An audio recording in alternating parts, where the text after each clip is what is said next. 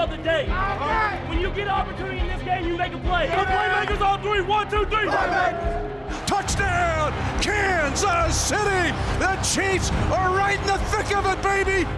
We're getting ever closer. Hi, everybody, and welcome to this edition of Defending the Kingdom. Mitch Holthus with you, voice of the Chiefs, along with Chiefs reporter Matt Stat himself, Matt McMullen. All right, we think about the draft all year long. Some people get into the draft more, they get into the games.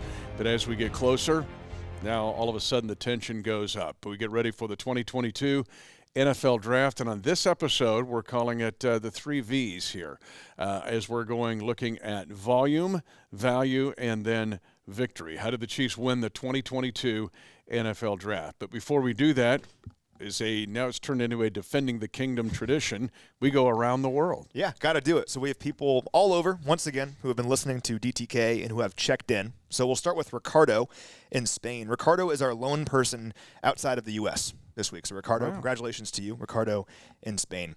We also have Cynthia from San Diego, a listener in San Francisco, Larry in East Los Angeles, Austin from Lancaster, California, John in Elkins, West Virginia, Ryan in Newark, New Jersey, Steve in New York City, Troy in Shingle House, Pennsylvania, Ron from Wichita, a fan since 1972, Jeremy in Carrollton, Texas. We've heard from him before. He let us know that he's moving to Corpus Christi in a few months, so good luck with your move, Jeremy. We have Justin. Take your kingdom flag with you. Exactly. I'm sure he will. Put it right there out on the coast. We have Justin in Kansas City, and that should serve as a reminder that even if you're listening in the Kansas City metro, let us know, and I will read it. So Justin in Kansas City. Thomas from Niagara Falls, out there in Bills country. Love that. Cliff in Hawaii. Tommy in Fargo, North Dakota, a listener in Massachusetts, and Declan in St. Louis. Declan's a cool name. I love that. Yeah. Then also lots of declarations. So as a reminder here, if you are somewhere in the world and you want to plant your Chiefs Kingdom flag and say, where I live is It's Chiefs all about Kingdom sovereignty. East. It is Chiefs Kingdom sovereignty. You got to do it. Yep. We have more of those. So I mentioned that we don't have that many international listeners this time around. We do have some in this bucket of people. So we have Greg. He declared Winnipeg, Manitoba as Kingdom North Central. You've mentioned the Winnipeg fans before, right? Yeah, they come to every game, every home game. It's amazing. They're crazy. We've got Mike. He declared Manchester, New York as Chiefs Kingdom in the Finger Lakes. That's creative. A listener declared American Samoa as Arrowhead, Samoa, Kingdom South Pacific. Love that. Yes, sir. Raymond declared Independence County, Arkansas for the Kingdom. John in Wichita. He's a repeat defender and claims Wichita as Kingdom South Central. Anthony, he listens from all over the country and declares America as Chiefs country and America's team. The entire country. The entire country. That's He's driving all over the place. Hey, go big or go home. Yeah, so all of America is declared for Chiefs Kingdom. And he also shouted out Matt Montgomery, who works in our business development department here at the Chiefs. I get Matt's emails a lot and vice versa. So I know Matt. The double M's, it is what it is. Yeah. But shouting out Matt Montgomery on DTK. We have Travis. He claimed Denton, Texas as Arrowhead, North Texas. Justin declared Lakeland, Florida as Lil Bit Southeast, Chiefs Kingdom. I like that. And then Chris declared Bloomfield, New Mexico as Arrowhead, Southwest. Now, when I'm looking for these declarations or where you're listening from, I'm looking everywhere. So like Twitter DMs, on Twitter in general, YouTube comments, everywhere. But I forgot to look at the Apple comments. I don't really ever look at that, and I forgot to look at that. I looked at that a few days ago and realized we have some people from like November who declared where they were listening from, and I didn't read them. So I'm going to do that right now because you deserve it. Okay. So Brian declared Parker, Colorado as Arrowhead Mile High. It's great. And then also we had listeners in Springfield, John in Springfield, Coach Beam in Flush, Kansas, a listener in Juniper, Florida, and lastly, Eltree in Southern California. We're big in Flush, Kansas. Springfield, Illinois, Springfield, Missouri, which Springfield, but we love them, any Springfield. My favorite in that whole list might be Shingle House, Pennsylvania. Yeah. Where is Shingle House, Pennsylvania? Just let us know. So anyway, we hear from around the world, and this episode around the country. And this country and around the world is interested in the 2022 NFL Draft. By the way, these are our draft hats for the 2022 season, available at the Pro Shop, I'm sure. So if you're going to get really cool for the draft, make sure you got your hat on, because to me, this is one of the more historic potential drafts for the Chiefs for sure in 10 years. When you look at it, you go back, there's the most picks the Chiefs have had since 2008. Think about how impactful the 2013 draft was. only because it set the tone. It was putting up the red iron and the foundation for what has become 9 years of winning and 6 straight division titles and a Super Bowl championship. That was the start of things. This feels like a restart of things with the 2022 draft. We start with our first V, and that is volume. So 12 picks in this draft. Everybody knows that. 6 picks in the first 103. That's where this draft gets significant. But from a sheer volume standpoint, it hasn't been this way in 14 seasons. Yeah, it really hasn't. And for the Chiefs, we've been so focused on free agency or retaining the players that we already have for so long, which is a good thing because that means you have pretty good players.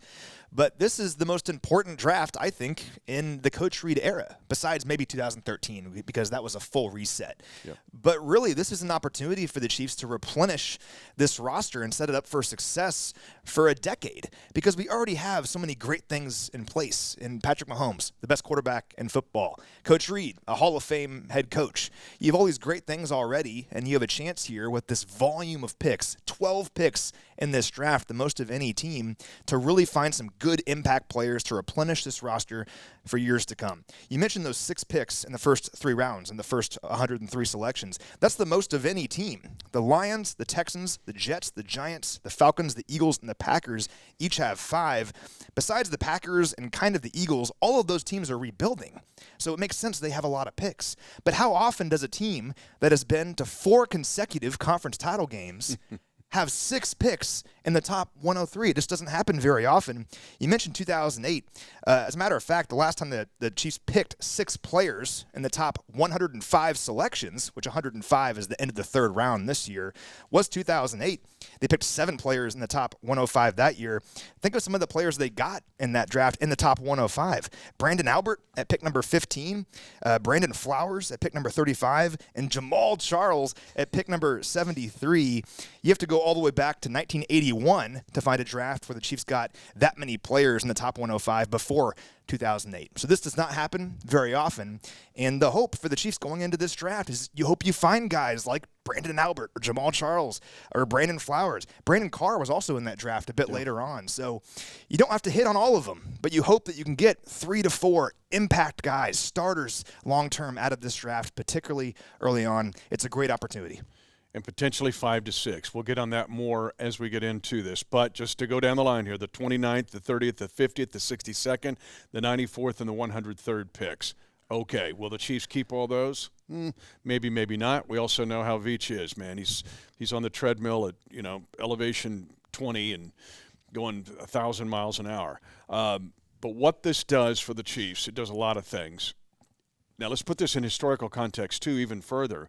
For the past 5 seasons, the Chiefs have had exactly 6 picks. It's been 6 picks, 6 picks, 6 picks in this rhythm. So now all of a sudden you're doubling that going into the 2022 draft. But to me, and I think everybody agrees here, most everybody agrees, what it does mostly is give you an ability to maneuver. You're going into this draft with, you can call it whatever you want, equity, currency, capital, but you've got that for a chance to move.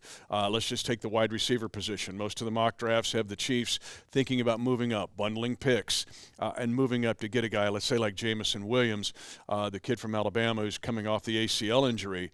But it does give you that flexibility, either move up or down, because you're bringing a lot of chips to the table in this draft. And that's so valuable. So the Chiefs could go into this draft. They could stand pat, use all of their picks, and that's great. You have 12 new players coming into Chiefs Kingdom, probably all really good players, right? Players that you like, and that would be fine.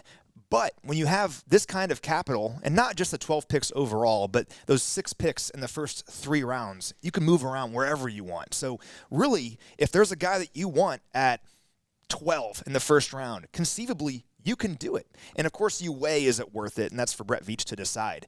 But to have this kind of capital to move all over the place, to move back if you want, is super valuable. The Chiefs just haven't had that flexibility in recent years. I mean, if they want to get a guy, they're trading a pick in future drafts. And you don't want to do that because that hampers your future guys that you can pick up. So for the Chiefs to have the flexibility in this draft to move wherever they want is really exciting, because you can let your scouting staff figure out the guys that they like. And if they're there, if they're 5 picks away and you're worried another team might go grab them, you have the ability to move. So in this, as we end this volume part of our episode here of Defending the Kingdom, winning the 2022 NFL Draft with volume, value, victory, The other part of volume here is also evaluating your competition, and you have to find willing trade partners. Think about the blockbuster trade to get Mahomes. That had to be maneuvered. But you've also got to look here at what your opponents are trying to do. Now, the Broncos and the Raiders aren't seen much here early part of this rounds. They don't have the picks. Chargers do. However, what's the enemy going to do here within your division? That's where it starts. 2, then you look at your main contenders in the AFC, and we all know who they are, the Bills, the Bengals, as you go down the line. Colts, perhaps, getting back in there, the Titans.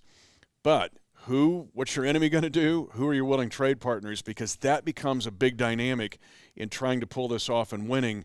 Let's say I think the general thought is you keep 8 of these picks and 6 of them hit.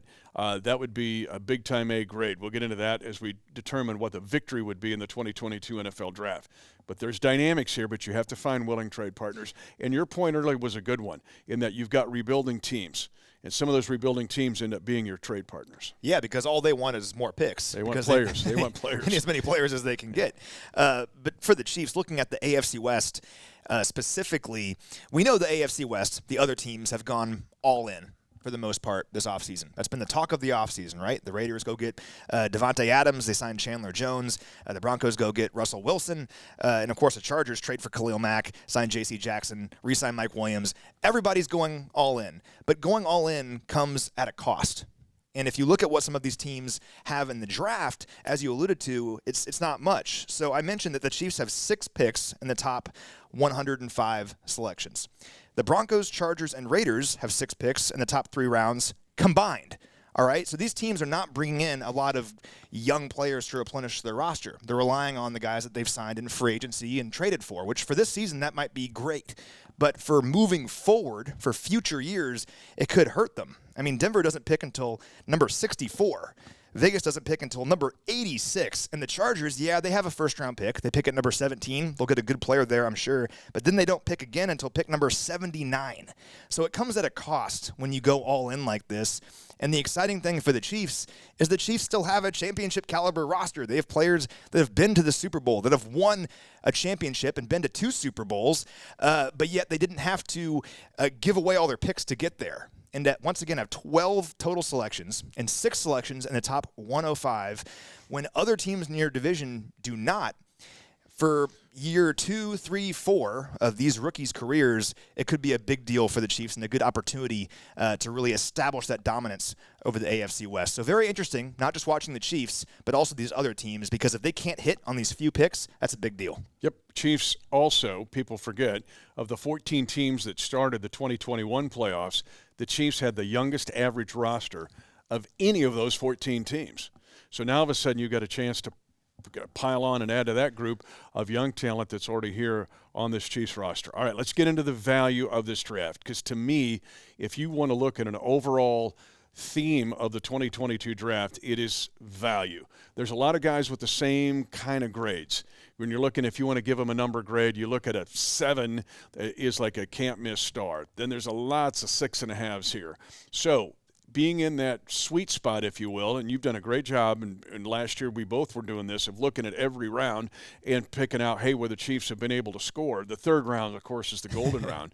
But when you look at the 2nd, 3rd, and 4th round and who's available there, there's loads of guys here. So let's just take and start with the edge position. Now, some think there's 5 or 6 like elite edge players. Now, Hutchinson will probably go first. Then you look at Thibodeau, maybe Jermaine Johnson, but there's value here, and there's depth at the edge position. Yeah, the good news for the Chiefs is if you look at the areas they may want to address in the draft, those areas in this draft are very deep. It's great news. I mean, that doesn't really happen very often. And edge is maybe the biggest spot where the Chiefs want to add some guys. And as you mentioned, I mean, this draft is very deep in edge players. Now, you mentioned Hutchinson and Thibodeau and Jermaine Johnson. I think Trayvon Walker also is in that maybe top 10 category.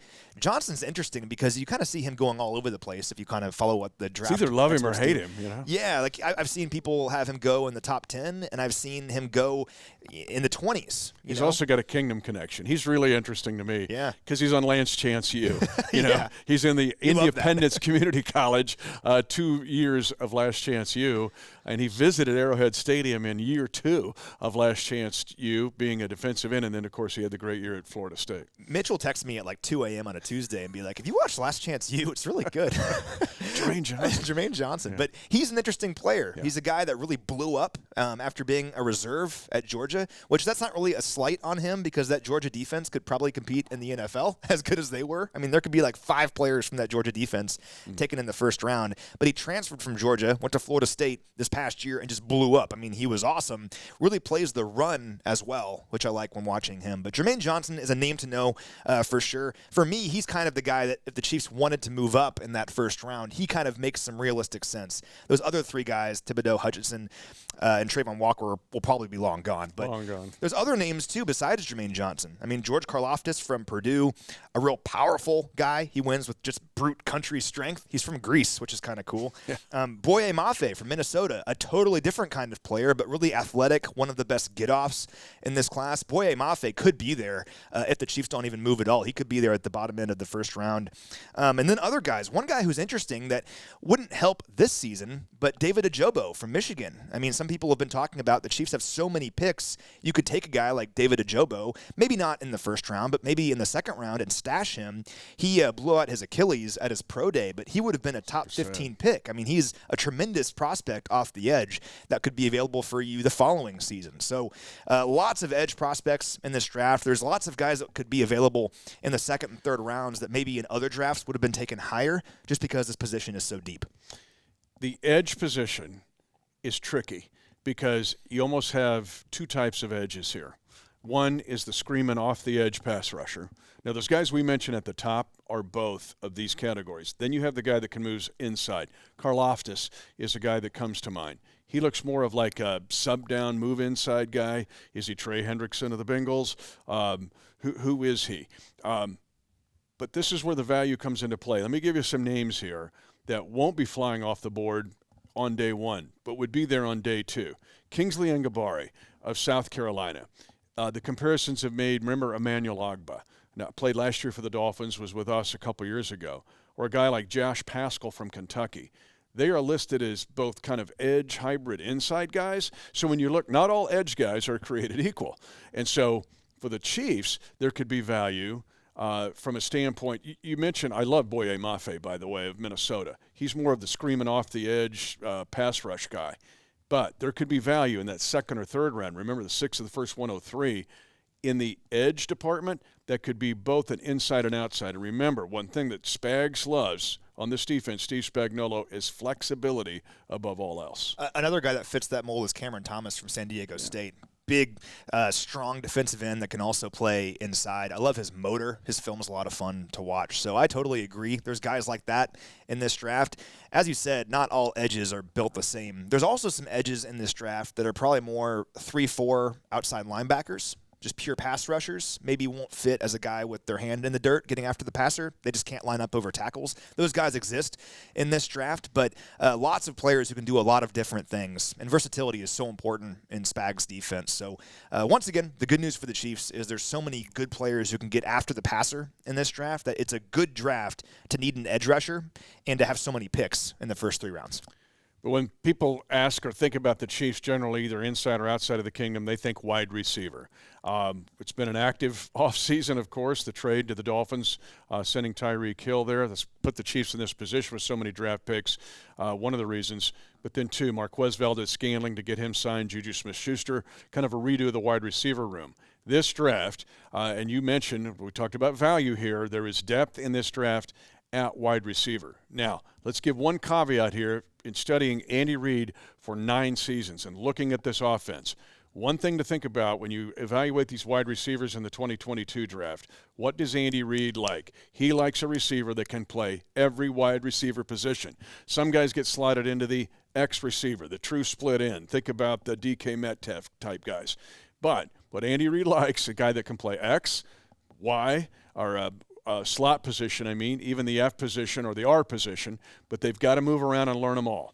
And that's when these receivers in the Chiefs system become most effective. So to me, when I evaluate this class, there's a lot of them here, but I look at who has the acumen and the skills to fit an Andy Reid. I want you to do everything. Yeah, it's not easy. Not easy. And just like the edges, not every receiver is built the same. They're not just wide receivers. These guys have strengths and things that they're good at, and would it fit in Coach Reid's system? Now, just like edge, the good news, like you said, is that this draft is full of really good receivers. It's a good draft to need a receiver and to have lots of picks in the top 3 rounds. And Matt Miller from ESPN is one of the best draft analysts out there. I caught up with him a few weeks ago, and he had 9 receivers in his top 40 players overall. A quarter of his top 40 players are receivers. So that's good news for the Chiefs when you have all these picks early on. What's interesting, though, about this class is that I don't think anyone can agree on who the best receiver is. In years past, there's one guy at the top, like Jamar Chase, that he's the unquestioned number 1, and then a bunch of other guys that everyone argues about. But in this draft, I don't know who it is. Is it Drake London? He's gaining steam recently. Big receiver out of USC. I mean, he'd be awesome in the Chiefs offense, but I don't know if he's going to get out of the top 10 now. But for the longest don't you time, think it'd be Jamison Williams if he did not have the ACL? I was going to mention that because Jamison Williams, if he didn't tear his ACL, just like David Ajobo, if he didn't blow out his Achilles at his pro day, and even more so because I think Ajobo was maybe a top 15 pick, top 12 pick, Jamison Williams is probably a top 8 pick in the draft if he's entirely healthy. Williams is the top deep threat in all of college football last year. I mean, he was absolutely electric. Can you imagine Patrick Mahomes' arm with Jamison Williams' speed and ability to stretch the field? And doesn't he kind of fit what we're talking about, where he could play the slot, he could play the X, he can move around? Yeah. So he kind of fits that mold of an Andy Reid receiver. He does. I mean, yeah, of course, the big plays are the exciting plays, but if you watch in red zone, he's super effective too because he's so quick with his feet. So Jamison Williams, if you can stomach the fact that he probably won't be available until, I don't know, late September, early October, and it might take a full year for him to recover. If you're patient with that, he could be a great value pick wherever you could find him in the first round if he falls to 29 or if you want to trade up. But there's also guys like Garrett Wilson from Ohio State. For the longest time, he was considered the top receiver in the draft, and it seems like Drake London has kind of passed him. But he's a really good player. Then you have Chris Olave, also from Ohio State. Had a great combine. He's a really exciting player as well. Great speed, great route running acumen. And then some interesting players like Treylon Burks and George Pickens. Burks from Arkansas and Pickens from Georgia. Bigger-bodied players who also have speed and tremendous catch radiuses. So depending on the kind of receiver you want in this draft, there's lots of options. And if the Chiefs don't go receiver in the first round, that's okay because they still have lots of guys they can go get. Guys like Jalen Tolbert from South Alabama. I like him a lot. Yeah. And maybe the second round. Mel Kiper in his most recent mock draft has the Chiefs taking Jalen Tolbert. Kind of a raw player who didn't face a ton of top competition, but, I mean, was incredible. He had like 16 deep receptions last year. It was like 5th in all of college football.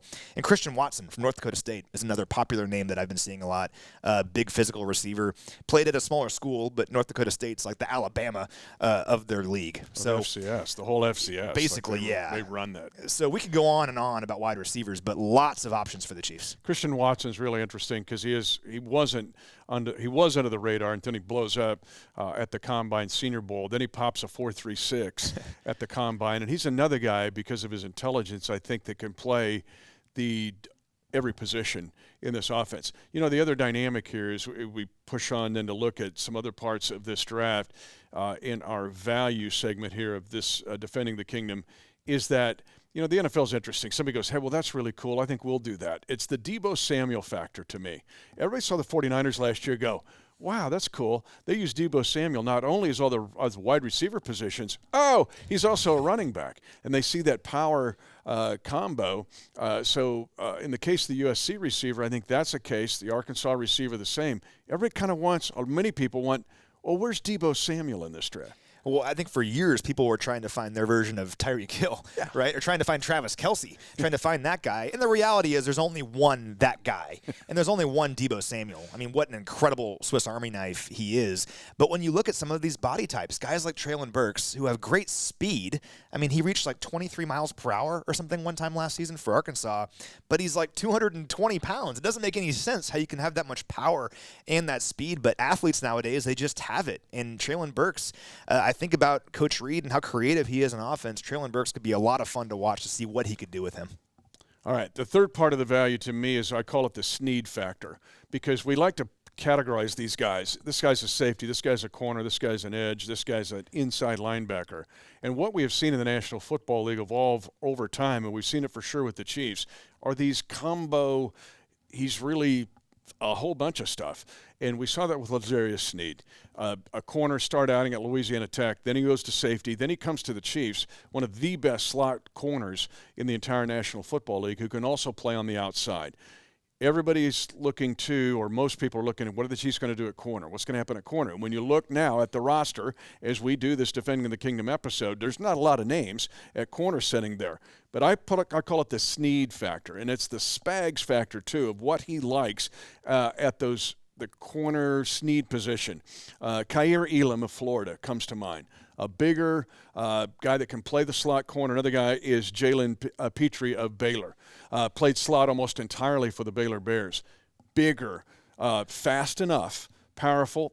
Spags wants his corners to play the run.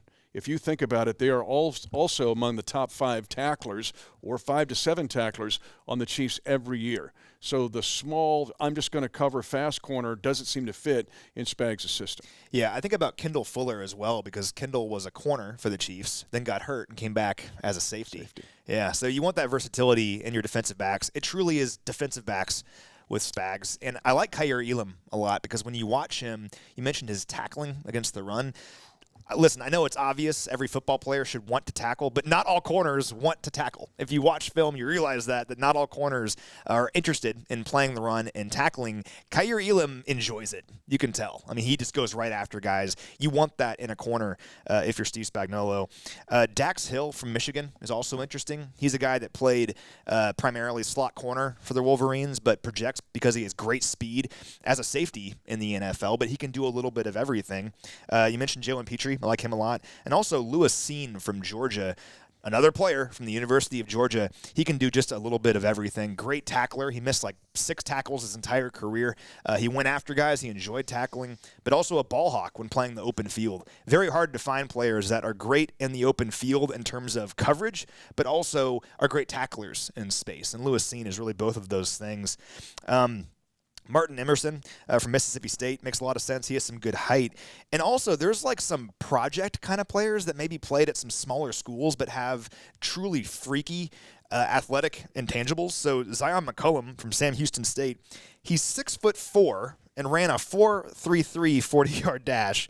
And Tariq Woolen from UTSA, 6'4" and ran a 4.26. Like, what's in the water there? I don't understand how that's even possible. And maybe those players are still kind of raw. Woolen, I believe, is a former wide receiver. Yeah. But you get them into your system, you can't teach speed and height. And you think maybe we can work with this guy. Those guys will be available in the later rounds, but some names to know. And some of it's football, how it's evolved. Like, you go to any high school game, most of them, you're going to see 4 wide receivers. Those receivers turn into safeties and corners in college, and that's why these guys are running 4.33s and 4.26s. Another couple that have caught my attention, Jayler Armour Davis of Alabama, a bigger safety kind of corner combo. And you mentioned Seen of Georgia. Nick Cross of Maryland is another guy that gets my attention because what else is in this category when you're looking for the Kansas City Chiefs is Dave Toub gets involved in this discussion in the Sneed factor because some of these guys, particularly where you're picking now, are the fact that these guys could become 4-core special teams guys right out of the gate, which leads me into the final part of our value part of this podcast, Defending the Kingdom, volume value victory, and that is the returner position. If you think of a guy that can be a smaller corner here, but end up being your returner, a guy like Marcus Jones of Houston, who has been compared to Dante Hall. Yeah. Okay? Now all of a sudden you get your dime corner, but also becomes your primary returner. That allows McCole Hardman then to focus even more on the wide receiver position. Another guy on the other side would be like Calvin Austin of Memphis, small guy, thought to be a gadget dude, right? Okay, you could see Andy Reid being creative with him. But also think about getting a returner in this draft. If you are bored at work right now, or whatever you're doing, as long as you're not driving, if you are somewhere where you can watch highlights, look up Marcus Jones from Houston because he will put a smile on your face. He's like 5'8", okay? But he is electrifying in the return game. And you mentioned it. He was compared to Dante Hall by, I think, Lance Zierlein from NFL.com. He's awesome. I mean, just awesome in the open field. Pro Football Focus called him the best return man in this draft. And you can find him in maybe the 3rd or the 4th round, but that's not it. So he doesn't have great height, sure. He's solely a slot corner in the NFL. But if you watch like the energy and the fight this dude plays with, I mean, it makes up for that height in a big way. He's always hustling. He's always giving it his all. He's a lot of fun to watch, and he was a playmaker at Houston. And in the NFL, when teams are trotting out 4 wide receiver sets on a regular basis, it doesn't hurt to have a guy like Marcus Jones and maybe the dime that can come in there and give you really good snaps on defense in addition to what he's doing as a return man. So Marcus Jones, really exciting player. Check him out if you haven't already. Another guy, if you want to go like Niall Davis and go retro to 2015, when you look at a returner, would be Zamir White of Georgia. Bigger running back, but he's returned kicks. And you think about, hey, bring back Niall Davis a little bit and join that running back room. Also had a block punt against Arkansas. As we close out now, our victory portion of our, when you look at it, you look at volume. This is a very interesting draft, historic draft potentially for the Chiefs. Value in this draft overall, 3 victory. How do you win the 2022 NFL draft? First of all, you won't know Monday, right? Monday after the draft, everybody's going to put out grades, and this team won this draft and this team didn't. I mean, if you go back and revisit those over the past, let's say 10 years, you're going, well, that was ridiculous. You just can't. But with this draft, and go back to how we began this podcast, this draft will not be graded until the 2nd or 3rd year with these guys.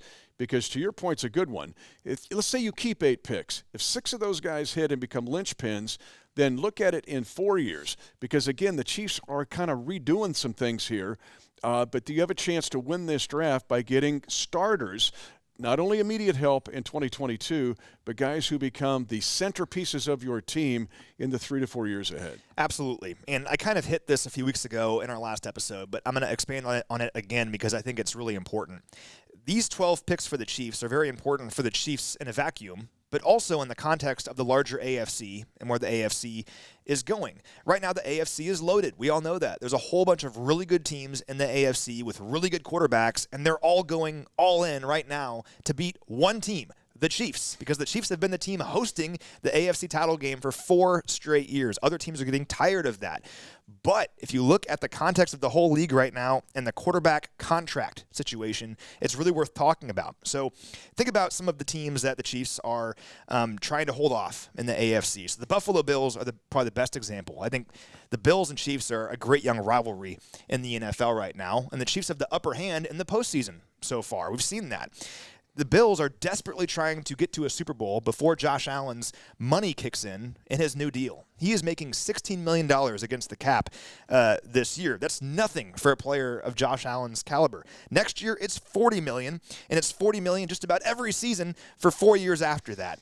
And they're also paying Von Miller and Stephon Diggs $20 million each against the cap every year from 2023 to 2027. I know you can move money around. I know that the cap is manageable, but I'm just saying when you're paying those 3 players that much money, something has to give eventually. You can't keep going out and going all in when you're paying those 3 players that much money.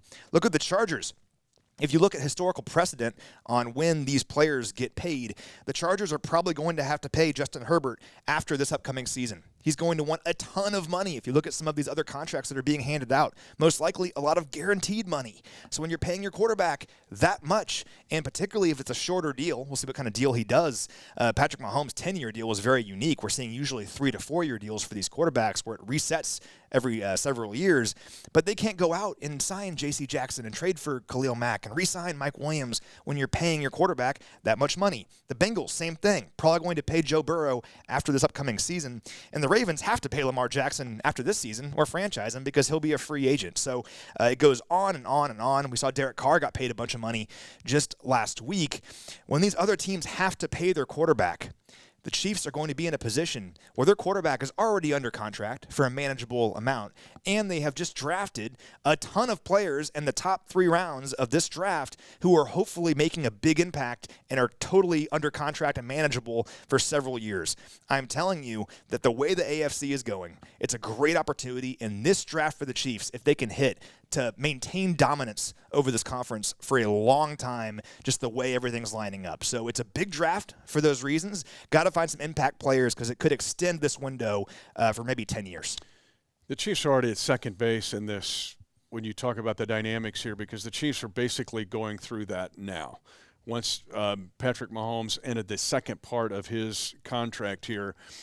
All of a sudden, the Chiefs are making that adjustment. So for all of those teams in the division, and again, when you see these contract deals, peel through all of the fluff and the frosting. Look at the guaranteed money, and you mentioned it with the Chargers. You get two guys, $40 million guaranteed, $40 million guaranteed in these deals. That's where you look at as far as the impact of having, because that doesn't go away. You can amortize that all you might. That is going to be on the books. Okay, so that being said, for those teams, and here's the point we're trying to make. When they're now in the position, because they're chasing the Chiefs who are sitting at second base already, will they have 12 picks when they're sitting there making the adjustment to go to the second phase of those deals? And that's where the Chiefs are at this point. But you've got to make it happen with the picks. I'm going to end the episode this way with my two favorite names of this draft, because for the Chiefs to win the 2022 NFL Draft, it's got to be Sauce and Smoke. All right? Sauce Gardner's going to be way gone, right? Yeah. The reason Cincinnati was in the college football playoff, look at the dudes they have in this draft. They got them all over the place. Brian Cook. Okay, and the other thing I didn't mention is one of the things that could take this draft off the rail is that somebody's going to get enamored with the quarterback. I think it's going to be Malik Willis of Liberty. Somebody, maybe Seattle here. Seattle's got to trade up to get it done, right? They're not sitting there at the first-round pick. But Malik Willis of Liberty started at Auburn. Gives me a Russell Wilson kind of look. There's even a little bit of a right-handed Michael Vick. He's not that athletic, but there's some intrigue. Somebody may get intrigued with him and jump up, and then all of a sudden things kind of go off the rails here. At times during this draft offseason process, we've seen the experts come out and say, I don't have a single quarterback in my top 30. Now we're kind of seeing these guys creep back into the mock drafts, but the reality is at least one and probably two will go in the first round. The last time a quarterback didn't go in the first round was 1996. It's only happened 5 times since the merger. It's going to happen. Someone's going to take Malik Willis, and probably someone's going to take Kenny Pickett, and maybe somebody takes Sam Howell from North Carolina. The Panthers were meeting with him reportedly today, or Matt Corral from Ole Miss. I don't know. This always happens with the draft where guys are taken that you maybe didn't even expect because a certain team falls in love with them. It only takes one team, and that helps the Chiefs. I mean, if Malik Willis goes 19 to New Orleans, for example, that's who Lance Zierlein has him going to in his latest mock draft on NFL.com, then has Kenny Pickett going 20 to Pittsburgh. It pushes everybody else down. That helps the Chiefs. If it's up to me, I hope 4 quarterbacks go in the first round because that only does us favors. So we'll see what happens with that, but there's always a team that you didn't expect, like the Chiefs in 2017, trading up to take a quarterback. No one saw that coming, right? So it could happen, and I welcome it because if teams are taking quarterbacks in the first round, that means good news for the Chiefs. A player that maybe wouldn't have been available originally at edge or wide receiver or a different position will be at 29 or 30. Somebody's going to make a run. It's either going to be, or it's going to be the wide receiver run that pushes the edges down. It's either going to be an edge run that pushes the wide receivers down. Somebody's going to be enamored with Willis and take him. Just saying. But Smoke and Sauce, I got off target here. Just because Sauce Gardner, man, what a name. But Smoke Monday, the safety of the Auburn Tigers, baby. Anybody that gets Smoke Monday, if the Chiefs get Smoke Monday, it'll be too good. But don't you think for the Chiefs to win the 2022 NFL Draft, and again, we won't know the grade overall if they're going to win it or not until 2 or 3 years after this draft, they need some sauce and smoke. I'm going to call Brett on draft night and say, Brett, listen. Can you imagine Mitch's touchdown call of Smoke Monday has a pick 6 to the end zone? Can you imagine? And maybe he can weigh that in his own mind against, all of his research. But he's a good player, too, by the way. He's not just a goober. Yeah. So Smoke Monday can play. He's Matt McMullen. I'm Mitch Holthus. Get ready for the 2022 NFL Draft. Again, this is a draft where the Chiefs have volume. Historically, a volume of picks here. 2, there's a lot of value in this draft. 3, victory. The Chiefs, in this next phase of getting things done, want to win the 2022 NFL Draft. And, yes, a draft, hopefully, of sauce and smoke. 10, 5, touchdown! Lock it down! And the celebration begins.